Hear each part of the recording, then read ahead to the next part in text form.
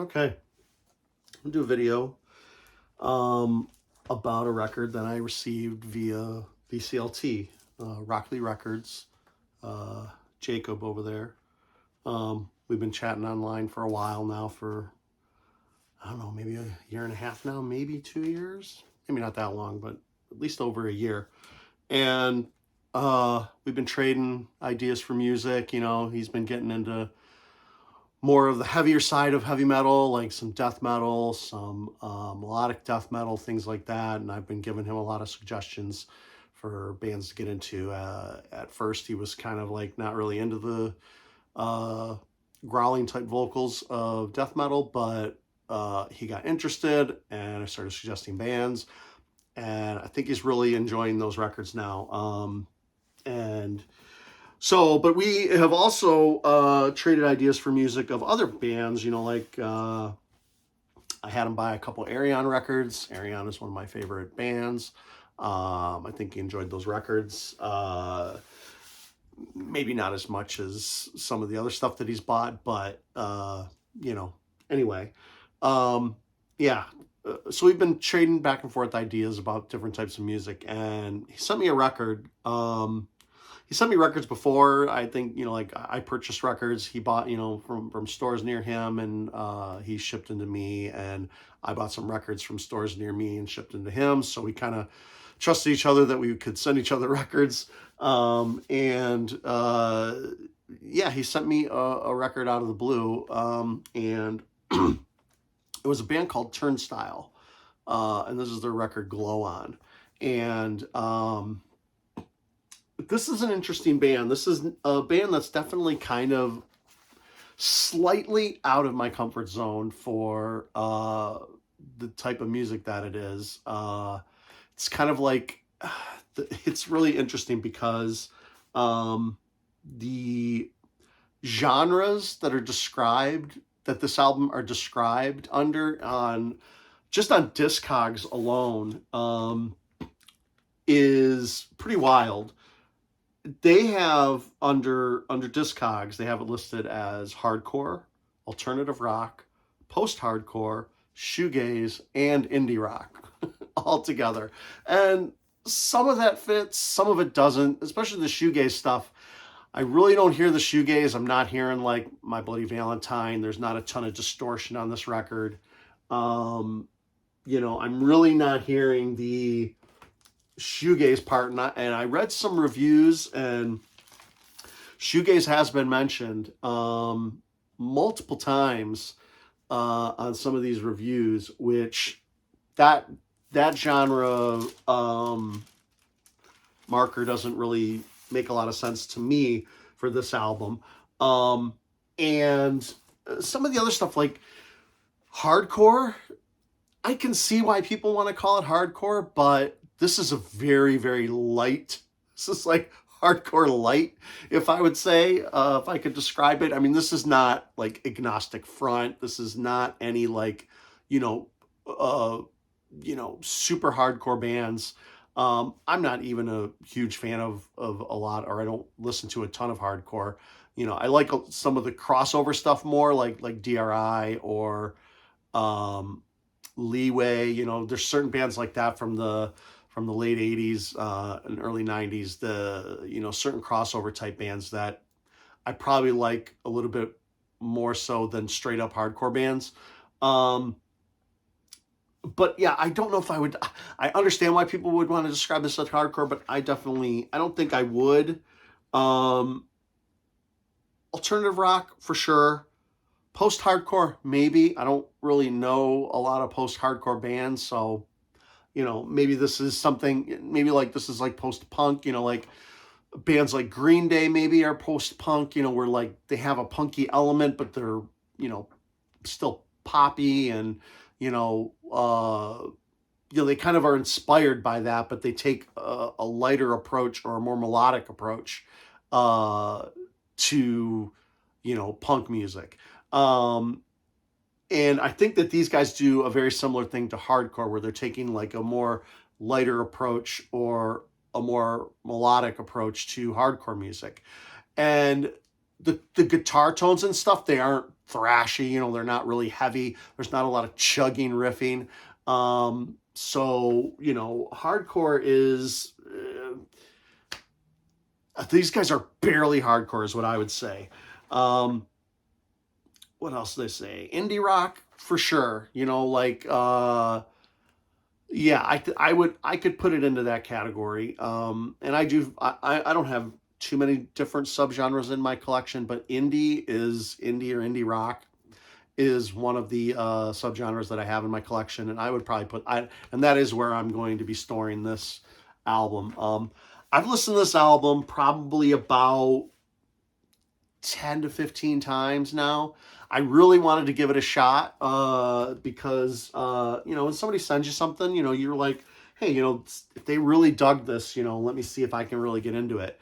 And I got into it. I do like it. I don't not like it, but I don't think it's going to end up on any top 10 lists for me at the end of the year.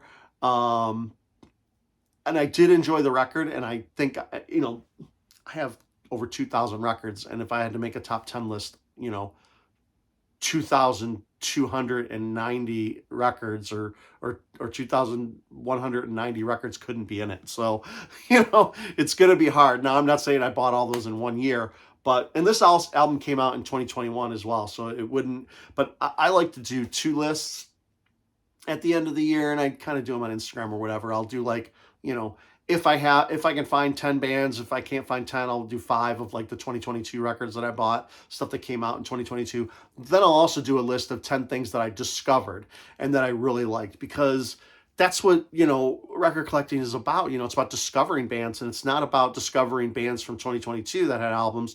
It's about just finding a band that, you know, you didn't even know existed, and it becomes one of your favorite records from the 60s or the 70s or the 80s or whatever. So that kind of list is pretty cool. Especially last year, like last year and the year before, I really started getting into power pop music. And I'm going off on a tangent, but I really got into power pop music, and several albums that I discovered that year were in my top 10 and they're still some of my favorite records. But yeah, Turnstile is good. It's just not great to me. And this album, I do see it gets, I really haven't seen, like, out of 10, I haven't seen it get anything really less than a 6.5 or 7. So it's very highly rated, and a lot of places rate this record much, much higher, 8 or 9. You know, I think Pitchfork gave it like an 8.3 or something like that. You know, they gave it a very high rating. And I really think the record is good. I don't think it's bad. But other bands that I would describe this band that it kind of sounds like there's 2 bands that came to mind for me. And one of them I didn't even realize because I really don't listen to this band that much, but Jane's Addiction. These guys have a kind of, the way the guys sing sometimes and the way that the guitars are, it has that alternative rock kind of Jane's Addiction sound. And it kind of fits that too, because Jane's Addiction isn't necessarily hardcore either, but they kind of have like a punk attitude, but they're an indie rock band, but, you know, they kind of come from like they're an edge case for a bunch of different genres, you know, like they just don't fit into one. Which is cool. And I like that about some bands. But once you get to that point, then it becomes about the music, you know, about the songs and stuff like that. And these songs, well, yeah. And then the other band, I'll just say the other band real quick, it reminds me of, is a band called Quicksand. And Quicksand kind of was like that too. I mean, Quicksand was played on Headbangers Ball. Quicksand toured with White Zombie and Anthrax in the 90s. Like, you know, like, they were a band that just could not be put into a box or a category, and they got kind of thrown into the heavy metal, but they also got thrown into, you know, they could have been played on 120 minutes, you know, so they were kind of an edge case band as well, you know, and they kind of had that melodic hardcore or melodic punk, you know, kind of sound to them. But I do have to say, you know, Quicksand, in my opinion, are definitely a better band. Or at least to me, you know, I really love Quicksand. I love their albums. So, but this record is really good. It has a lot of good qualities. A couple words or phrases that I would use to describe it from my point of view. A lot of songs are anthemic, you know, like they have a lot of songs where you can just sing along to. They have these choruses that are just really anthemic sounding, like where everybody's just, where I can see everybody just really singing those choruses out at a live concert. I heard this described as well, and I would agree. It's really a bouncy record, has bouncy riffs. And for like some of the quote unquote breakdowns, there really isn't any like real breakdowns on this album, but there are some like, riffs that pop up where I can just see, a club of people, like a small show, where everybody's just bouncing up and down to those riffs. Very bouncy riffs. The guitars are tuned up. Now, I'm not a musician guy, I'm not a guitar guy, but I understand, when I hear a tuned down guitar, it has that really low, rumble to it. These guys seem to be tuned up in some way. I don't know if it's the notes that they're choosing to play or how they're choosing to play their instruments or how they're tuning them, but they seem very upbeat, more than down tuned. They're more tuned up.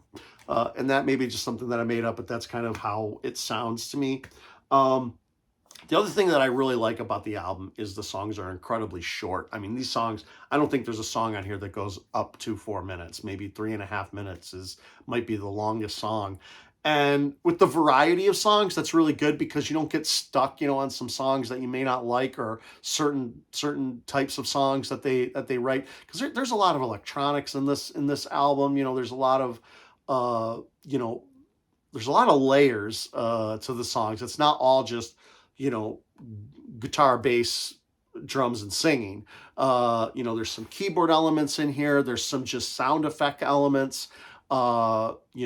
Synthesizers doing other types of sounds, not just keyboard type sounds. So there's a lot of different stuff in there. That kind of makes it unique. And some of that stuff, if it's stuck around for too long, it might be like really annoying. And I really like, I'll use an extreme example, like Iron Maiden, the last like 4 or 5 records from Iron Maiden. Those songs are just ridiculously long and they go nowhere for long periods of times, or they're very extremely repetitive. You have like an 8-minute song where a riff that they liked, is played 3 times in a row, and then they do something, and then they play that same riff 3 or 4 times in a row again. It's not like in the past, like before the revitalized Maiden, what was the name of the record? I'll put it up on the screen. For some reason, I can't remember the name of it. I always forget stuff that is incredibly easy to remember while I'm making the video. But it's the album that Bruce came back from in the 2000s. I think that's when they started making their songs a bit too long. But before that, Power Slave, Peace of Mind, Number of the Beast, those songs are 3-4 minutes. I mean, there's maybe like a 5-minute song in there, but usually the 5-minute songs are the ballads or something like that. Those songs don't stick around, but they're incredibly memorable and they're incredibly good. And I think Iron Maiden just got bloated.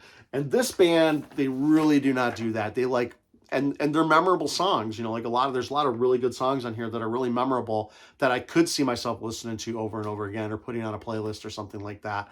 But they don't stick around. They're just boom, in and out. And I really like that. The riffs that are repeated, during the chorus and the verses, they don't have these extended periods where they just play a riff over and over and over again, or they sing a chorus over and over and over again. Really like that. They can really edit themselves. The whole album, the entire album is only 35 minutes long. So I really appreciated that from the album. And words that I would describe it, it's kind of pop punk to me, or it's kind of pop emo, or even pop hardcore, if that even exists.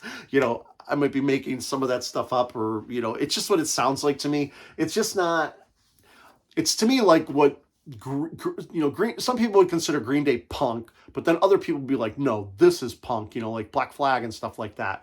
Well, they're kind of both punk, but they're different genres or different versions of punk. And I think that's what this is. This is more of this isn't hardcore, but this is kind of like a different, more palatable version of hardcore, I guess. And it's just great songwriting, really, with all these different influences, but kind of, like I said, the lighter side of those things.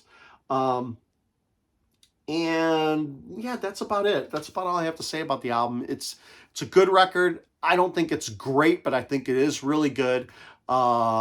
It grabbed me enough to make me want to listen to it over and over again, and it definitely wouldn't be something that I would have even given more of a chance, even if I had listened to it myself. You know, if somebody had recommended Turnstile and I clicked through a couple songs, I probably would have immediately said, no, this isn't for me. But because Rockoli sent this to me, I really wanted to give it a shot, and I do like it, and I would not have this record, and I would not have listened to it 15 times if it wasn't sent to me that way. So I do appreciate that. And it is a good record. And I think some people out there may really like it. And some people, a lot of people do. I mean, they're touring right now. They're actually coming to Charlotte, and they're coming with Snail Mail, and I really like Snail Mail. I like her a lot, so that's kind of cool. I would actually go to that show to see Snail Mail, not Turnstile. But if I did stick around to see Turnstile, I'm sure I would enjoy the show, and I would recognize all the songs that they played off this album because they are very memorable, and the album is good. It just didn't click with me, with my brain. The music that certain albums. For example, there's a band called Skating Polly, right? When I immediately heard Skating Polly, and I would put them in a category kind of like this, pop punk, whatever, all that same stuff that I said about punk and Green Day and all that stuff, but more from a feminine side of the genre or whatever. And not to say that, it's better or worse because it's girls doing it, but it just has a different vibe to it. And my brain, my ASMR, what gets me going, what really tickles my brain is female vocals. I just really love female vocals, or male vocals that are very high, falsetto type stuff. But anyway, yeah, like when I listened to Skating Polly, it immediately hit me, and I was like, oh my God, I want more of this. I want to find everything that this band has ever done. Turnstile didn't do that for me, but this album is good. I would recommend it if you like anything that I said in the video about it. But yeah, other than that, click a few songs through. Let's see, a few of the songs I really like. Mystery is really good. Holiday is really good. I like that song a lot. There's a lot of songs where they did, Wild World is a lot where they did the low, low, low, low, low. I like that. And there's another song where they did that as well. They kind of repeated a word over and over again. I can't remember what it was, but yeah, Wild World was good. And those are the ones that I, when they were playing, I actually looked and said, oh, what song is this? I like this one. So those are a few that are really good. Anyway, I really thank you, Rockoli, for sending me this record. I appreciate that, and it's definitely going to stay in my collection. I'm not going to sell it. I'm not even going to pass it on to VCLT because I definitely will listen to it. It's just that it's definitely, like I said, it's out of my comfort zone a little bit. From, like I said, if I had listened to this on my own, I probably wouldn't have given it more than a couple songs or something like that. But since it was sent to me and recommended, I really wanted to give it a shot. And like I said, I really like it. And I'm glad that I listened to it because I wouldn't have appreciated it at all if I had just, if somebody just said, hey, check out Turnstile, and I clicked through a few songs, I'd be like, it's not for me. And that would have been it. But because a record got sent to me, I was able to, listen to it quite a few times, and I wanted to really give it a shot. And I really appreciated it. Thank you, Rockoli, and thank you, Turnstile. Good record.